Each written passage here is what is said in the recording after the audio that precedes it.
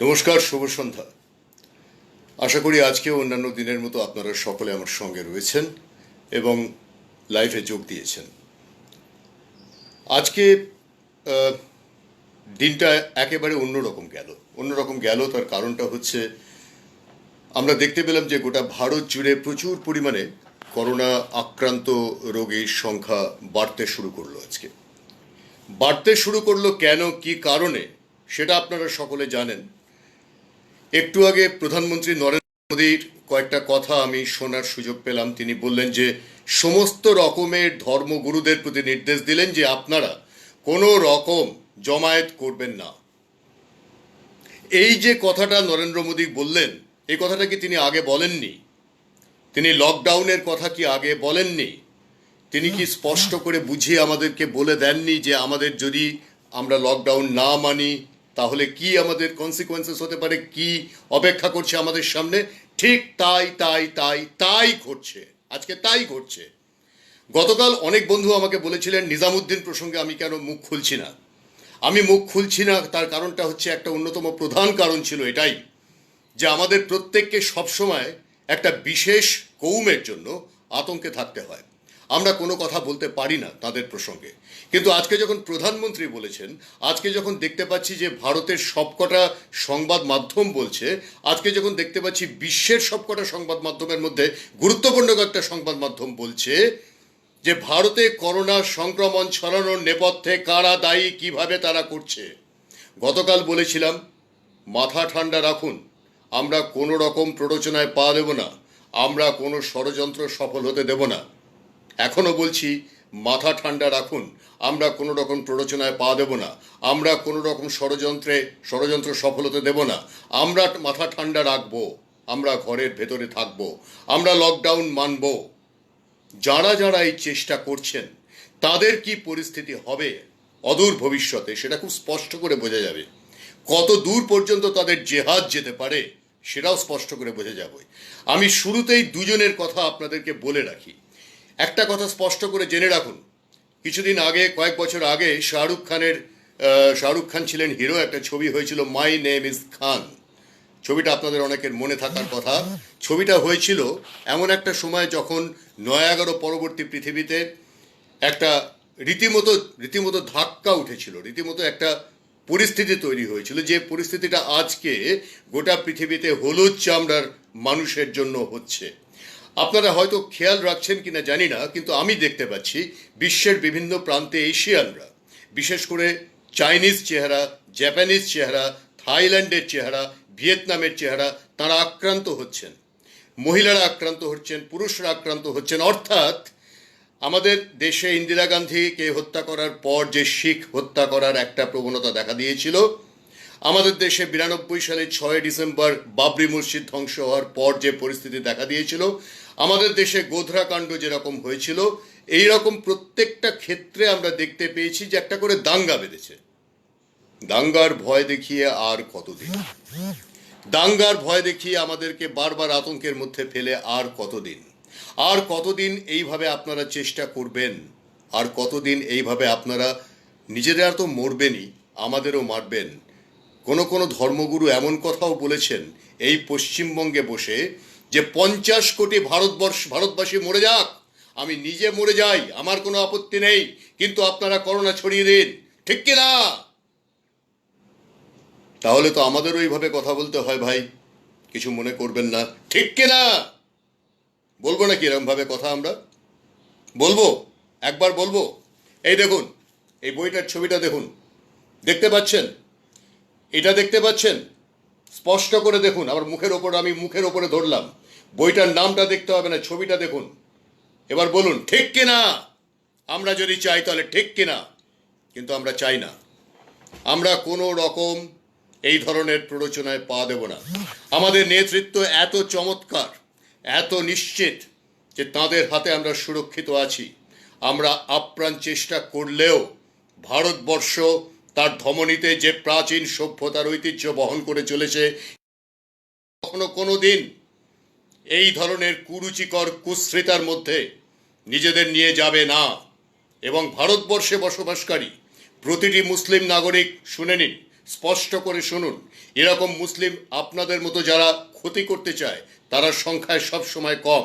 আমি বিশ্বাস করি, অন্তর থেকে বিশ্বাস করি, সেই মুসলিমরাই আমাদের সমাজে সংখ্যায় বেশি, যারা আমাদের দেশের নিজেদের নাগরিক বলে নিজেদেরকে মনে করেন এবং যারা আমাদের দেশের ক্ষতি কখনো চাইতে পারেন না। আমি দুজনের নাম আজকে করব। তাদের মধ্যে একজনের নাম কাজী মাসুম আক্তার, সম্প্রতি পদ্মশ্রী সম্মানে ভূষিত হয়েছেন এই করোনা পরিস্থিতির জন্য। গত 28শে মার্চ নতুন দিল্লিতে তাঁর সেটা পাওয়ার কথা ছিল রাষ্ট্রপতি ভবনে, সেটা হয়ে ওঠেনি। হয়তো অদূর ভবিষ্যতে পরিস্থিতি স্বাভাবিক হলে তিনি পাবেন। তিনি আজকে দুপুরে আমার সঙ্গে তার টেলিফোনে কথা হয়েছে। আমার ঘনিষ্ঠ বন্ধু তিনি। কাজী মাসুম আক্তার যদি এখানে থেকে থাকেন তাহলে তিনি আমাকে স্পষ্ট বলেছেন যে সুপ্রিয়বাবু, আপনি একটু বলবেন, আপনি আপনার লাইভে একবার বলবেন যে আমাদের সকলে এরকম মানুষ আমরা নই। এটা সত্যি কথা। আরেকজনের কথা বলবো, মুর্শিদাবাদের কাছে একটা প্রত্যন্ত জায়গায় থাকে নীলাঞ্জন সৈয়দ বলে একটি তরুণ ছেলে। সেই ছেলেটি প্রতি কথায়, প্রতি ক্ষেত্রে প্রতিবার করে বলছে যে না, সকলে এরকম নয়, সকলে এরকম নয়। আমি স্বীকার করি। সালমা আমাকে এখানে লিখেছে, সাবধান সুপ্রিয়। আমি সাবধানতা অবলম্বন করতে আর পারছি না, কারণ যখন দেখছি আমার দেশের সাধারণ মানুষজন, গরিব মানুষজন, তাদের মধ্যে এরকমভাবে রোগটাকে ছড়িয়ে দেওয়ার চেষ্টা হচ্ছে, তখন আর স্থির হয়ে থাকা যাচ্ছে না, আর চুপ করে থাকা যাচ্ছে না। আসি আজকের বিষয়। প্রথমে বিষয়টা ছিল হচ্ছে পেশেন্ট জিরো। কাকে বলে পেশেন্ট জিরো? জানেন পেশেন্ট জিরো কাকে বলে? পেশেন্ট জিরো হচ্ছে হুয়ান ইয়ানলিং। কে হুয়ান ইয়ানলিং? উহানের ভাইরাস ল্যাবরেটরির একজন গবেষক। এই গবেষকটি, মানে এই মেয়েটি, হুয়ান ইয়ানলিং একটি মেয়ে, অল্প বয়সী মেয়ে।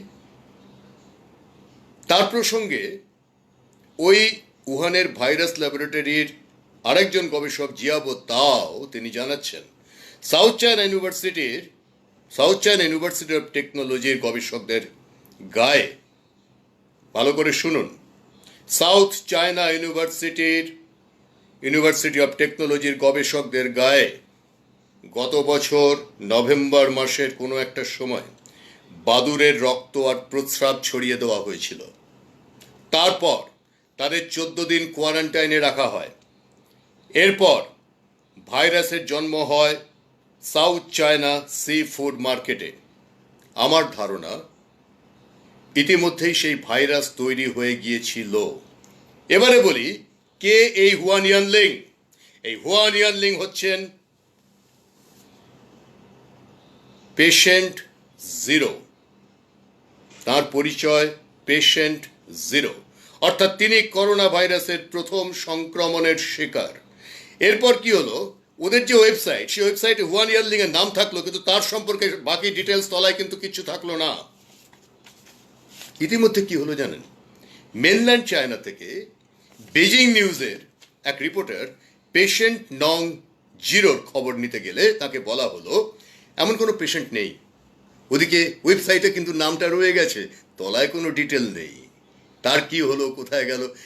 তখন সে ভদ্রলোক জিজ্ঞেস করলে, আরে এরকম একজন পেশেন্ট তো আছে হুয়ান ইয়ানলিং নামের, এরকম একজন গবেষক তো আছে। বলে হ্যাঁ হ্যাঁ, একজন গবেষক ছিল বটে, আপনি যেটা দেখাচ্ছেন ঠিকই, ওই ওয়েবসাইটের নামটা রয়েছে, তবে তিনি চাকরি ছেড়ে দিয়ে চলে গেছেন, কোথায় গেছেন আমরা কেউ জানি না।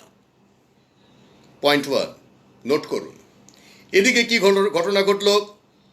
হুয়ান ইয়ানলিং নামের একজন গবেষক হঠাৎ করে তিনি মারা গেলেন। মারা যাওয়ার পরে তাঁর মৃতদেহটা কিচ্ছু জানা গেল না, কি রোগে তিনি মারা গেলেন, কি বৃত্তান্ত, কিচ্ছু জানা গেল না। আপনারা কিন্তু যে গল্পটা শুনছেন সেটা গল্প নয়, সেটা রোমহর্ষক একটা ঘটনা, যে ঘটনার ফলে আজকে গোটা পৃথিবী ভয়ঙ্কর পরিস্থিতির মুখে দাঁড়িয়ে আছে, যে ঘটনার ফলে আজকে আমেরিকা প্রায় উজাড় হতে বসেছে, যে ঘটনার ফলে আজকে ইউরোপ একেবারে শেষ হয়ে গেছে, যে ঘটনার ফলে আজকে আমার দেশে একটা মস্ত বড় বিপদের মুখে আমরা দাঁড়িয়ে আছি, যে ঘটনার ফলে আজকে গোটা পৃথিবীর শাসন ভার দখল করার জন্য একটি সমাজতান্ত্রিক দেশ, আসলে তারা স্বৈরাচারী, তারা ভয়ানক, তারা চেষ্টা করছে গোটা পৃথিবীর সবকিছু দখল করে নিতে, এবং তারা কিভাবে চেষ্টা চালিয়েছিল শুনুন। হুয়ান ইয়ানলিং এর ঘটনা, তারপরে বাকিটা শুনুন। হুয়ান ইয়ানলিং যখন মারা গেলেন, তার মৃতদেহ তুলে দেওয়া হলো পরিবারের হাতে।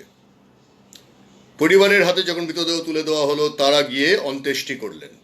অন্ত্যেষ্টি করার ফলে কি হলো, পরিবারের কয়েকজনের মধ্যে এবং পরিজন ও বন্ধু বান্ধব কয়েকজনের মধ্যে রোগটা ছড়ালো। সেই রোগ ছড়াতে ছড়াতে ছড়াতে ছড়াতে উহান পুরোপুরি ভর্তি হয়ে গেল। সেই রোগ ছড়াতে ছড়াতে ছড়াতে ছড়াতে ইতালি চলে এলো।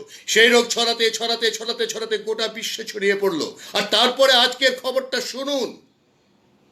আজকে চীনের সেন্ট্রাল প্রভিন্সের 3টে রাজ্য, 3টে স্টেট, মানে চীনের অভ্যন্তরীণ 3টে রাজ্যে লকডাউন ঘোষণা করা হয়েছে।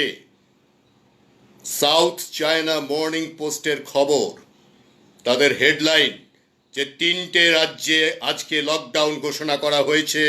আশঙ্কা করা হচ্ছে 2.5 থেকে 3 মাস পেরিয়ে গেছে। আমি বারবার বলেছিলাম যে এই ধরনের ভাইরাসের সংক্রমণ হলে সেটা প্রথম স্টেজে একবার আসে, 2.5 থেকে 3 মাসের মাথায় দ্বিতীয় স্টেজে আসে, তার 2.5 থেকে 3 মাসের মাথায় তৃতীয় স্টেজে আসে। চীন কি তাহলে দ্বিতীয় স্টেজে ঢুকলো? লকডাউন হয়ে গেছে, আটকে দেওয়া হয়েছে সবকিছু। চীনের ভেতরে আবার শুরু হয়েছে একটা নতুন রকমের ভয়ঙ্কর সন্ত্রাসজনক পরিস্থিতি। এবং এখানেই ঘটনাটা শেষ হয়ে যাচ্ছে না, আরও আছে। আরও কি আছে? এই যে অদ্ভুত হুয়ান ইয়ানলিং এর ঘটনা, নাকি পরীক্ষামূলক করোনা ভাইরাসের প্রথম রোগী, যে সত্যটা এই স্বৈরাচারী দেশ চেপে গেল। কার কাছে চাপলো? চাপলো তার নিজের মানুষের কাছে। কার কাছে চাপলো? চাপলো ডব্লিউএইচওর কাছে, অথবা ডব্লিউএইচওর প্রধানের সঙ্গে কিছু একটা বোঝাপড়া হলো, এবং তার ফলে আজকে আমরা একটা ভয়ানক পরিস্থিতির শিকার হলাম। এর নেপথ্যে কিন্তু আরও গল্প আছে। এই ফেসবুক লাইভে সবটা বলা সম্ভব হয় না, ওই জন্য একদিন নয়, প্রত্যেক দিন আমাকে আসতে হচ্ছে, বলতে হচ্ছে। আগামীকাল একটু মনে করাবেন আমাকে একটু মনে করাবেন, আমার মাথায় অনেক কিছু থাকে, বেরিয়ে যায় বলে। আগামীকাল আমি 1976 সাল থেকে 2020 পর্যন্ত ঠিক কি পরিকল্পনা নিয়ে বিশ্ব অর্থনীতির দখল নিতে গিয়ে কিভাবে এগিয়েছে চীন, তার স্পষ্ট রূপরেখা আপনাদের সামনে তুলে ধরব। সাউথ চায়না মর্নিং পোস্টের কথা বলছিলাম, তারা আজকে কি লিখেছে জানেন? এই 3টে প্রভিন্স লকডাউন করার খবরের সঙ্গে সঙ্গে লেখা আছে, in April there is a huge famine coming in China. Be prepared for that. শুধু চায়না, শুধু চীনে আসছে দুর্ভিক্ষ, গোটা বিশ্বে আসছে দুর্ভিক্ষ। প্রথম দিন থেকে আপনাদের কি বলেছিলাম? খাওয়ার পরিমাণটা কমাতে হবে। প্রধানমন্ত্রী কি বলেছিলেন? সংযমী হতে হবে। মুখ্যমন্ত্রী কি বলেছিলেন? আপনারা ছটফট করবেন না, প্রত্যেকে খাবার দাবার পাবেন, কিন্তু বেশি বেশি করে স্টক করবেন না, যেটুকু দরকার সেটুকু কিনুন। দেশের খাদ্যের বাজারটা, দেশের অর্থনীতিটা এই সংকটের মুহূর্তে বজায় রাখার দায়িত্ব আমার। সাউথ চায়না মর্নিং পোস্ট বলে দিয়েছে, ফেমিন আসছে, মস্ত বড় দুর্ভিক্ষ আমাদের সামনে অপেক্ষা করছে, হাঁ করে করাল গ্রাস পেতে। আমরা কতজন থাকবো, কতজন থাকবো না, কতজন আমরা এই খরা কিংবা এই করোনার শিকার হয়ে এই পৃথিবীর মায়া ত্যাগ করে চলে যাব, আমি জানি না। কিন্তু যতক্ষণ সম্ভব ততক্ষণ পর্যন্ত একেবারে ইন ডেপথ প্রত্যেকটা খবর আপনাদের সামনে তুলে দেওয়ার প্রতিজ্ঞা করে রাখলাম। তা আমাকে আটকানোর ক্ষমতা কারো নেই, কারণ আমি কোনো তাবে চলি না, আমার মাথার ওপরে কোনো রকম প্রেশার নেই, আমাকে কোনো বিশেষ হাউস পয়সা দেয় না, আমাকে কেউ কোনো রকম সহায়তা করে না, কিন্তু আমি সত্য কথাটা বলবই, তাতে যা হয় হোক, আমার কোনো রকম আপত্তি নেই। কারণ আমি জানি আমার সঙ্গে আপনারা আছেন, আমরা সকলে মিলে একটা যুদ্ধ লড়ছি, এবং আমরা জিতবই সেই যুদ্ধটা। সব মুসলমান খারাপ নয়। একটু আগেই যে বললাম দুজনের নাম, তারা কিন্তু এই বার্তাটা আপনাদের সকলকে জানাতে বলেছে। তাই আপনার বাড়ির আশেপাশে যে সমস্ত মানুষ রয়েছেন তারা সকলে খারাপ নন। কিন্তু তার মানে অবশ্য এটাও নয় যে পুলিশ ভ্যানে করে যখন তাদের নিয়ে যাওয়া হচ্ছে একজন থুতু ফেলবে পুলিশের গায়ে। তার মানে এটাও নয় হায়দ্রাবাদের কোনো একটা মসজিদে বসে হাঁচি প্র্যাকটিস করবে। কত জোরে হাঁচা যায়। কেন হাঁচি প্র্যাকটিস করবে? আসুন এবার জাপানে নিয়ে যাই। জাপানে নিয়ে যাব কোথায়? মৃত্যু উপত্যকায় নিয়ে যাব। না, মৃত্যু উপত্যকায় একটু পরে যাব। আগে আমি জাপানে নিয়ে যাব কিয়োটো বিশ্ববিদ্যালয়ে। কিয়োটো বিশ্ববিদ্যালয়ের একটা রিসার্চ আজকে হঠাৎ করে বেরিয়ে এসেছে। আমি একটা প্রসঙ্গ পেরিয়ে চলে গেলাম, মৃত্যু উপত্যকার ব্যাপারটা বলবো একটু পরে। কিয়োটো বিশ্ববিদ্যালয়ের টেকনোলজি অফ ভাইরোলজি বিভাগ, সেখানে তারা লেজার ক্যামেরাতে একটা অদ্ভুত পরীক্ষা চালিয়েছে। পরীক্ষাতে দেখা গেছে যে করোনা ভাইরাসের সংক্রমণটা আমরা এতদিন যেটা ভাবতাম, আমরা ধারণা করতাম যে ড্রপলেট, আমি যে কথা বলছি মুখ থেকে কিছু থুতু বেরোচ্ছে, সেই ড্রপলেটে ছড়ায় বুঝি, আর সেটা তো ভারী, সেটা মাটিতে পড়ে যায়। না না না, এখানে একটা গন্ডগোল আছে। এই ড্রপলেটের আবার মাইক্রো ড্রপলেট আছে, মানে বিন্দু, বিন্দুতেই ভয়ঙ্কর রকমের সিন্ধু, বিন্দুতে বিষাদ সিন্ধু। আজকে কিয়োটো বিশ্ববিদ্যালয়ের টেকনোলজি আর ভাইরোলজি বিভাগের এই রিসার্চের ভিডিওটা হাতে পাওয়ার আগে পর্যন্ত আমিও বিশ্বাস করতাম না। আমরা দুজন মানুষ যখন কথা বলি, বা আমি যখন এখন কথা বলছি, এই ঘরের মধ্যে এত ছোট ছোট ছোট ছোট মাইক্রো ড্রপলেট ছড়িয়ে যাচ্ছে, যেগুলো আপনি বিশ্বাস করবেন কতক্ষণ বাতাসে ভেসে থাকতে পারে? বিশ্বাস করুন, 20 মিনিট থেকে 1 ঘন্টা পর্যন্ত, কখনো কখনো 2 থেকে 4 ঘন্টা পর্যন্ত, কখনো কখনো 6 ঘন্টা পর্যন্ত। কখন? যখন একটা ঘরের মধ্যে অনেক বেশি মানুষ, তখন 4 থেকে 6 ঘন্টা পর্যন্ত। আর সেটাকে আটকানো, সেটাকে তাড়ানোর রাস্তা কি? Through fair. থ্রু ফেয়ার মানে আপনি জানলা একটা, দরজা একটা খুলে দিন, বাতাস যাতে এদিক থেকে ওদিক, ওদিক থেকে এদিক যাতায়াত করতে পারে। আর যদি সেটা না পারে, তাহলে জেনে রাখুন আপনার ঘরের মধ্যে ওই মাইক্রো ড্রপলেটস, অর্থাৎ ওই বিন্দু বিন্দু বিন্দু থেকে গেল। ওই লেজার ক্যামেরার ছবিটা যদি দেখতে পেতেন, তাহলে বুঝতেন যে একটা হাঁচিতে কি পরিমাণে মাইক্রো ড্রপলেটস বেরোয়, এবং সেগুলোর সংখ্যাটা কতক্ষণ পর্যন্ত থেকে যায়। ওই যে মসজিদে বসে হাঁচি হাঁচি হাঁচি হাঁচি, সেটাকে প্র্যাকটিস করানো হচ্ছিল।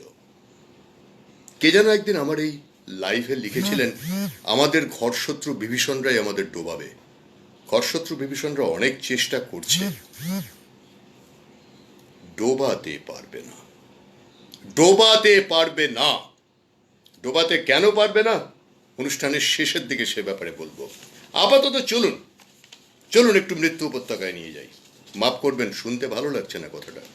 মৃত্যু উপত্যকা কথাটা শুনতে ভালো লাগছে না আমি জানি, কিন্তু এটা বলতে হবে। এটা বাদ দিয়ে গেলে তো আমার চলবে না, আমাকে তো এটা বলতেই হবে। স্থির করে এনেছি, আপনাদের জন্য তৈরি করে এনেছি, তাহলে আমাকে বলতে হবে। খুঁজে বের করি। উহানে ফেব্রুয়ারি মাসে 29 দিনে, এবার ফেব্রুয়ারি মাস ছিল, লিপ ইয়ার। এই ফেব্রুয়ারি মাসে উহানে একটা ক্রিমেটোরিয়ামের হিসেব আমার কাছে এসেছে ভাই। একটা ক্রিমেটোরিয়াম মানে চুল্লি, একটা ক্রিমেটোরিয়ামে বলা হচ্ছে যে গোটা ফেব্রুয়ারি মাস ধরে সেই একটা ক্রিমেটোরিয়ামের চুল্লিতে দিনে 19 ঘন্টা করে কাজ হয়েছে। চীনের একটি সংবাদপত্র খবরটা দিচ্ছে, বলছে, এবার একটা হিসেব আপনাদের দেখাই। বলছে একটা চুল্লি ঘন্টায় মোটামুটি ভাবে 30টা মৃতদেহ পোড়ায়। তাহলে 19 ঘন্টায় 19 ইন্টু 30, 570টা। 29 দিনে 16,530 জন। চীন কি বলেছিল? উহানের 3,310 জন বা এরকম একটা কোনো সংখ্যা বলেছিল।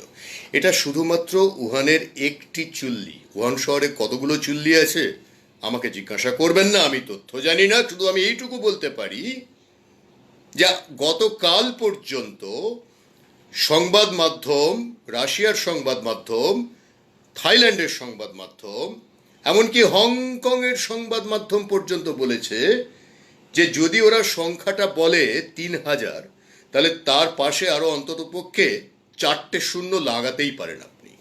আপনি লাগান, হিসেব করুন, আমার হিসেব করা হয়ে গেছে। সেই মৃত্যুপুরীতে, মৃত্যু উপত্যকায় করোনা যদি দ্বিতীয় সংক্রমণ নিয়ে এসে থাকে, তাহলে আপনি যদি সাধু হন, তাহলে সাধু সাবধান। আমি শুনলাম নাকি সংবাদ মাধ্যমে বলা হচ্ছে যে চীনের সংযোগের ব্যাপারটা পরিষ্কার হয়ে গেছে, যে চীন নাকি এটা পরিকল্পনা করেছিল, চীন নাকি এদেরকে তাদের ওখানে প্রশিক্ষণ দিয়ে পাঠিয়েছিল। চীন যে কি করেছে আর কি করেনি মশাই, এবং কি কি করতে চলেছে, সেই আশঙ্কাটা ভয়ানক হয়ে উঠছে ক্রমশ। তারপরে দেখুন এদিকে আবার একটা অন্য ঘটনা ঘটে যাচ্ছে। আমি যেন এটা কি তৃতীয় প্রসঙ্গটা যেন কি ছিল আমার এই মাথা থেকে বেরিয়ে যাচ্ছে আমার। তৃতীয় প্রসঙ্গটা না, সেটা তো আমি বলে দিয়েছি, সেটা ইতিমধ্যেই বলে দিয়েছি, ওই ড্রপলেটের ব্যাপারটা। দেখুন এবারে আসুন, আজকে সকালবেলায় ঘুম থেকে উঠে একটা কাজ থাকে, সেটা হচ্ছে বিশ্ব সংবাদ। আমার একটা বিশেষ সোর্স আছে যেখান থেকে আমি বিশ্ব সংবাদগুলো সংগ্রহ করি। মানে আমরা যখন এখানে ঘুমোচ্ছি তখন পৃথিবীর অন্যদিকে তো দিন, তো সেখানে তো কাজকর্ম হচ্ছে, লোকজন নানা কিছু বলছে। ইসরায়েলের যিনি প্রধানমন্ত্রী বেনিয়ামিন নেতানিয়াহু, তিনি কি বলেছেন জানেন? তিনি আজকে ঘোষণা করেছেন যে তাঁর দেশে সম্পূর্ণভাবে লকডাউন বলবৎ করা হলো। কাউকে পথে দেখতে পেলে তাকে ধরে নিয়ে যাওয়া হবে, কোথায় রাখা হবে তার কোনো স্থিরতা নেই। এবং এর থেকেও বড় কথা হচ্ছে যে ইসরায়েলে আজকে থেকে কোনো রকম কোর্ট আইন কোনো কিছু কাজ করবে না। এক, ইসরায়েল। দুই, দক্ষিণ কোরিয়া। তিন, রাশিয়া। কি বলেছে জানেন? কোনো রকম আইন আর কাজ করবে না। অর্থাৎ আপনার যদি কোনো রকম প্রয়োজন পড়ে, আইনি প্রয়োজন পড়ে, কবে আইন আবার চালু হবে, কবে কোর্ট আবার চালু হবে তার কোনো নিশ্চয়তা নেই। গণতন্ত্রের স্তম্ভগুলোর নাম তো মনে আছে আপনাদের, তাই না? মনে রাখুন, এই খেলাটা হচ্ছে গণতন্ত্রকে ধ্বংস করার জন্য। আর বিশ্বের সর্ববৃহৎ গণতন্ত্রের দেশের আপনি বাসিন্দা, আমি বাসিন্দা। বিশ্বের সর্ববৃহৎ গণতন্ত্রের আমি নাগরিক, আপনি নাগরিক। বিশ্বের সর্ববৃহৎ গণতন্ত্র আজকে বিপন্নতার মুখে দাঁড়িয়েছে যদি এই ধরনের অন্তর্ঘাত একটার পর একটা চলতে থাকে। তারপরেও আমরা 130 কোটি ভারতবাসী হাতে হাত মিলিয়ে বলবো, বাইরে থেকে এসে যারা চেষ্টা করছেন আমার দেশকে কোনো রকম ক্ষতি করার, তারা সাবধান। আমরা সমস্ত খেয়াল রাখছি, যখন সুযোগ আসবে, যখন ঘর থেকে বেরোবো, আমরা সব কিছু কড়ায় গণ্ডায় বুঝে নেব। আমরা কাউকে ছাড়ব না।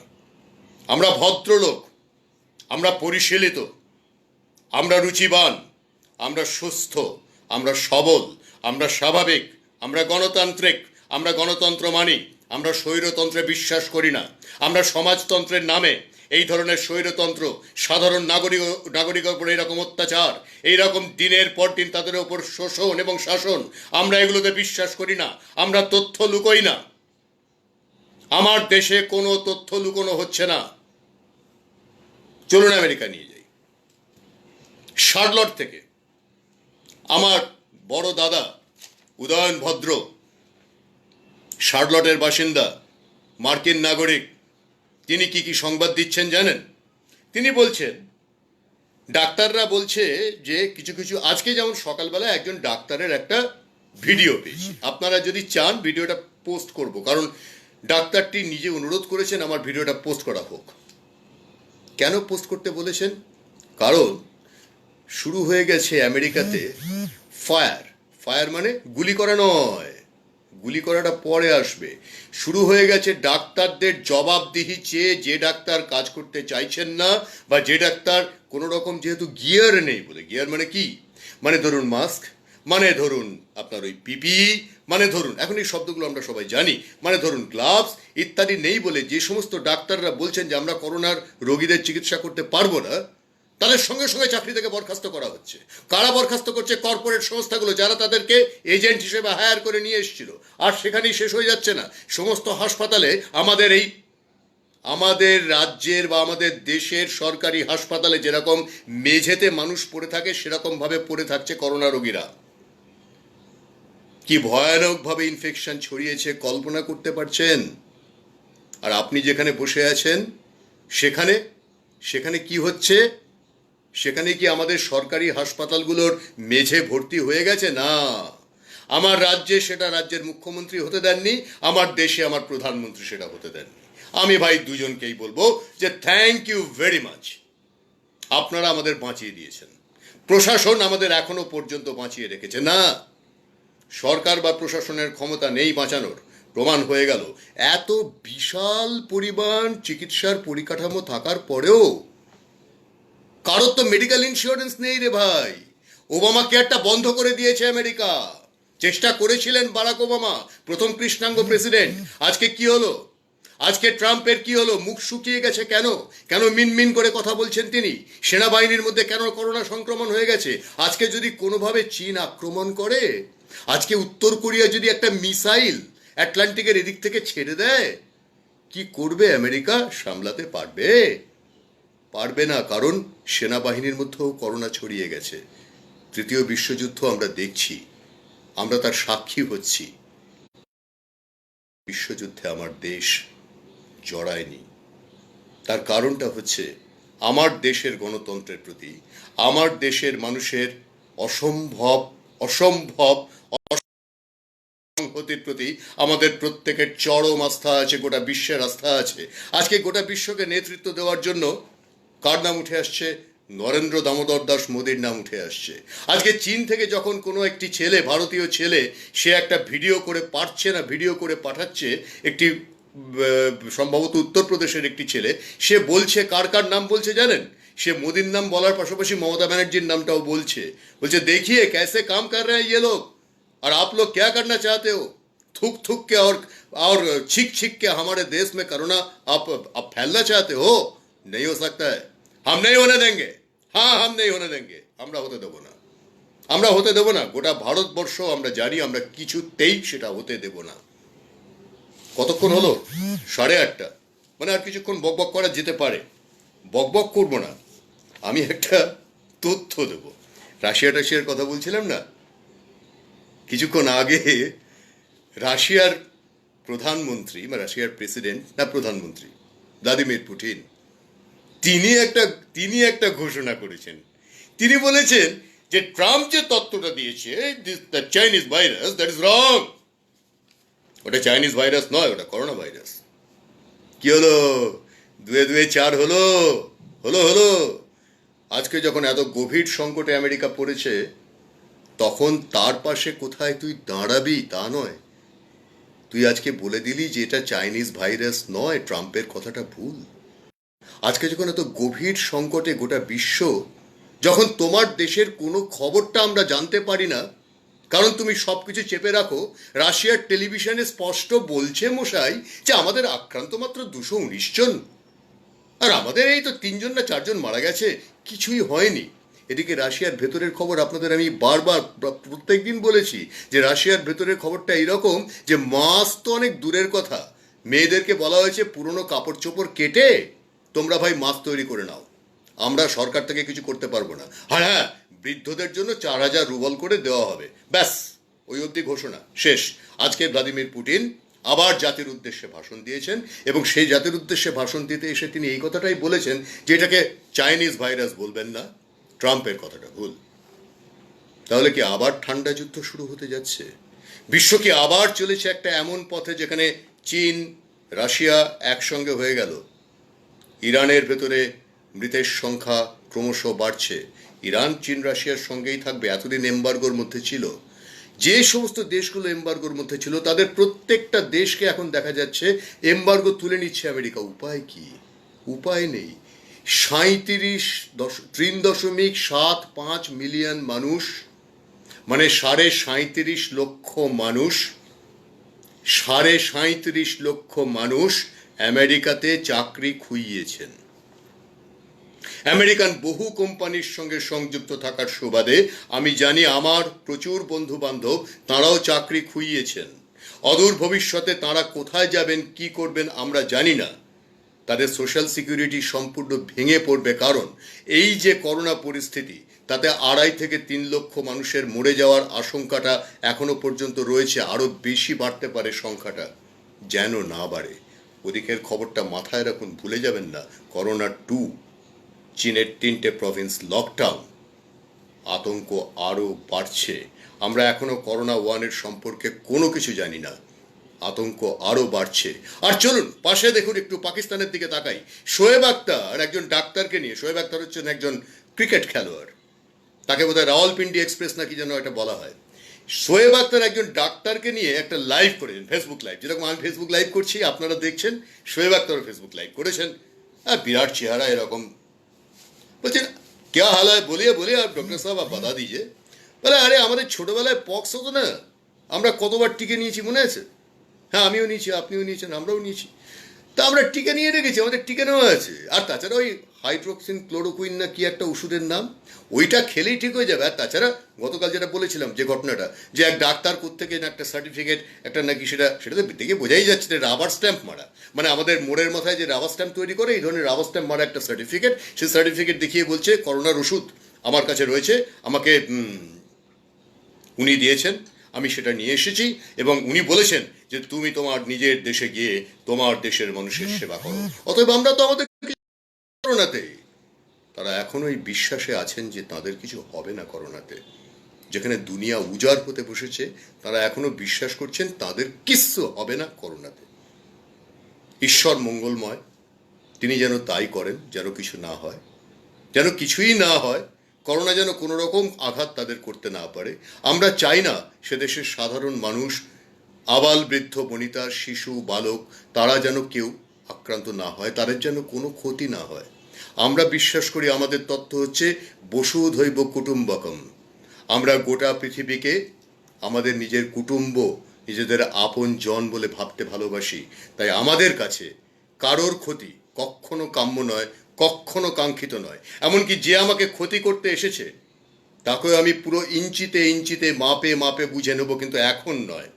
এখন আমি ঘর ছেড়ে বেরোবো না, এখন আমি মাথা গরম করব না, এখন আমি নিজের এনার্জি স্টোর করব। সামনে আসছে একটা মস্ত বড় দুর্দিন, আমি সব কিছু সঞ্চয় করব। আমার শক্তি, আমার সমস্ত রকমের ইমিউনিটি আমি বাড়াবো, নিজেকে আমি আস্তে আস্তে আস্তে আস্তে তৈরি করব যাতে আমি মোকাবিলা করতে পারি। শেষের গল্পটাতে আসি, মহারাজ চণ্ডের গল্প। আসলে গল্পটা শুরু হয়ে গেছে অনেক আগে। গল্পটা খুব ছোট্ট একটা গল্প। জানেন এই ধরনের পরিস্থিতিতে কি হয়?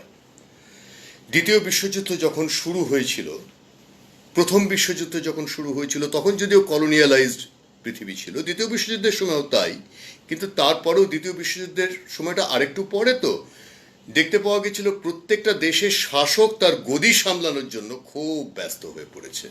এই যেমন ইসরায়েল শুনলেন, রাশিয়া শুনলেন, আমেরিকার কথা আমি জানি না গদি কতটা উনি সামলাতে পারবেন, কি হবে, কি অপেক্ষা করছে, সামনে নির্বাচন আছে, তাতে কি হবে, তো বোঝাই যাচ্ছে যে কি ভয়ঙ্কর কাণ্ড হতে চলেছে। এই একজন শাসকের কাহিনী আপনাদের আমি শোনাবো, স্বৈরাচারী শাসক। যে শাসকটি আজ থেকে ধরুন তাও ধরুন 2500 বছর আগে মগধে তিনি সম্রাট হয়ে বসেছিলেন বা রাজা হয়ে বসেছিলেন। মগধ মানে, মগধ বললে এরকম ভাববেন না যে বিম্বিসারের মগধ বা অশোকের মগধ, না।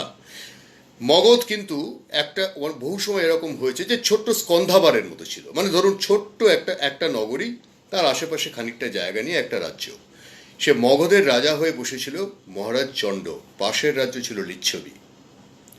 যখন তিনি রাজা হয়ে বসেছেন সেই লোকটি ছিলেন অত্যন্ত নৃশংস, ভয়ঙ্কর নৃশংস, অসম্ভব অনাচার করত। সে প্রজাদের ওপর ভয়ঙ্কর উৎপীড়ন করত, যে কোনো নারীকে নিয়ে এসে ধর্ষণ করত, যে কোনো যাকে তাকে যখন তখন মৃত্যুদণ্ড দিত। তখনকার দিনে মৃত্যুদণ্ড মানে শুলদণ্ড অথবা আমক শ্মশানে এই পর্যন্ত পুঁতে দিয়ে ফেলে রেখে আসা। বুঝতে পারছেন কি ভয়ঙ্কর যন্ত্রণাদায়ক মৃত্যু। তারপরে সেখানে শেয়াল আসবে, নেকড়ে আসবে, এসে তারা ছিঁড়ে ছিঁড়ে খাবে, কিন্তু শরীরটা পোঁতা থাকবে, বাকি শরীরটা মাটির তলায়। কি ভয়ঙ্কর মৃত্যু! এইরকম শাস্তি সেই মহারাজ চণ্ড প্রায়শই দিতেন। চলছিল। কিছুদিন পরে শিশুনাগ বংশের তিনি রাজা ছিলেন। কিছুদিন পরে প্রজারা খেপে গেল, খেপে গিয়ে বিদ্রোহ করলো। বিদ্রোহ করে কি করলো জানেন? স্বৈরাচারী রাজাকে প্রজারা রাজবাড়ি আক্রমণ করলো। এমনকি সেনাবাহিনী পর্যন্ত রাজার সমর্থনে থাকলো না, তারাও তো তিতি বিরক্ত হয়ে গেছে।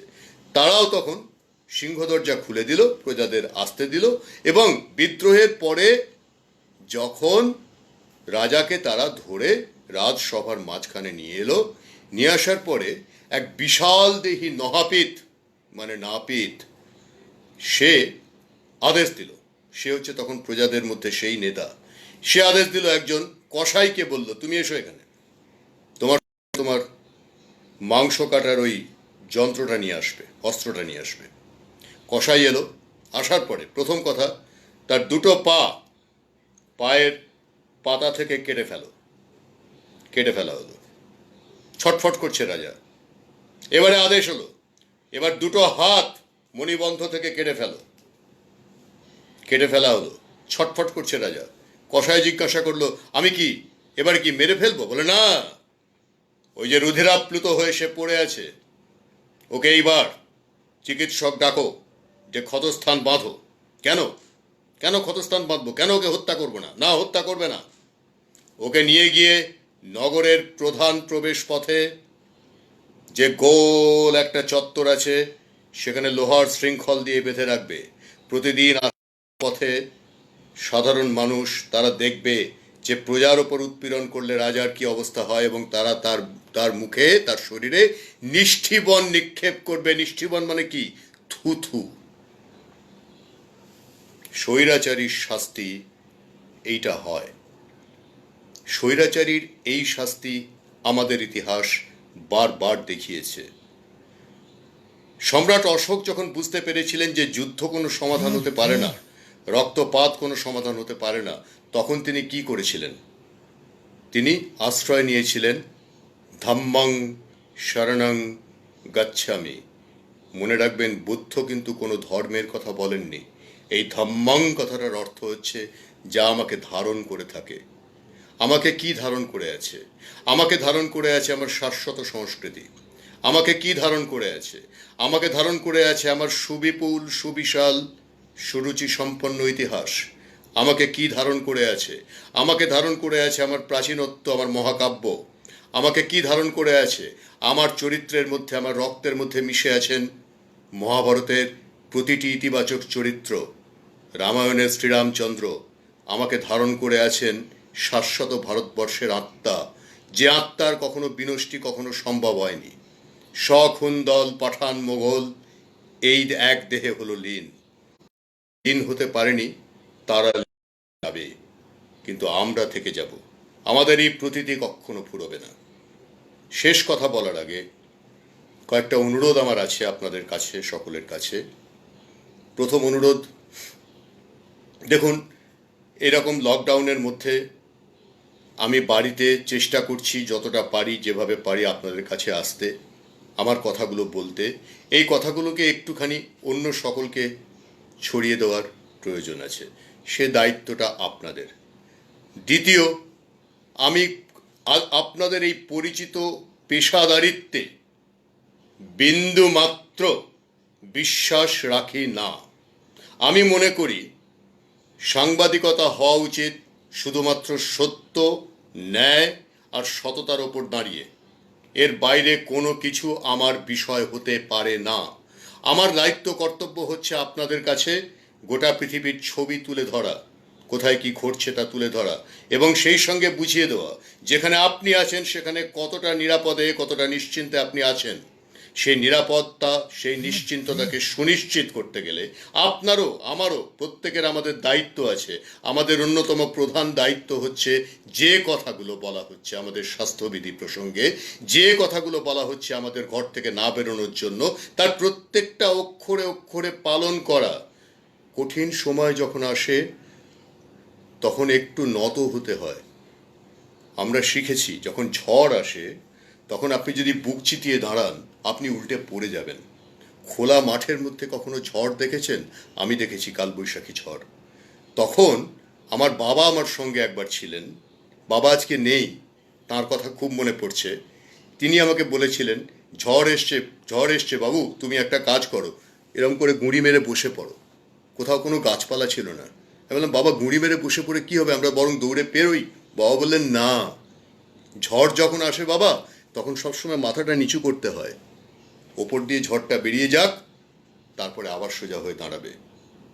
তাই এখন বুক চিতিয়ে বাইরে বেরিয়ে যাওয়ার সময় নয়, এখন বুক চিতিয়ে প্রতিশোধ নেওয়ার সময় নয়, এখন বুক চিতিয়ে সমালোচনা করার সময় নয়। এখন মাথাটা নুইয়ে ওপর দিয়ে ঝড়টাকে পার করে দেওয়ার সময়। ঝড়টা পার করে দিন, তারপরে দেখবেন আপনার জন্য যে জীবন অপেক্ষা করে আছে সে জীবন কত মধুর। আবারও অনুরোধ করব, প্রকৃতিকে একমাত্র দেবতা বলে মানুন। প্রকৃতি যা চায় সেইটা আপনি করুন। শুনে রাখুন, আপনার শরীর কিন্তু আপনাকে প্রতিটি ক্ষেত্রে সিগন্যাল দেয়। যে সিগন্যাল আপনার শরীর দিচ্ছে সেটা অনুধাবন করার চেষ্টা করুন। আবার অনুরোধ করব, ইরা পিঙ্গলা সুষুম্নার এই যে সমন্বয় আমাদের শরীরে রয়েছে, সেই ইরা পিঙ্গলা সুষুম্নার সমন্বয়টাকে বজায় রাখার জন্য সমস্ত পথ অবলম্বন করুন। প্রত্যেককে বলুন, বারবার করে বলুন, কোথাও কোনো অসুবিধে নেই। আমরা নিজেদেরকে নিরাপত্তা দিতে জানি। ধন্যবাদ মুখ্যমন্ত্রী, ধন্যবাদ প্রধানমন্ত্রী, ধন্যবাদ ভারতবাসী, ধন্যবাদ আপনাদের সকলকে। এবং বারবার করে বলি, আমরাই আমাদের পরিত্রাতা, কারণ আমরা শাশ্বত ভারত আত্মার সন্তান। সকলে ভালো থাকবেন। আগামীকাল আবার দেখা হবে। নমস্কার জানাই। আনন্দম।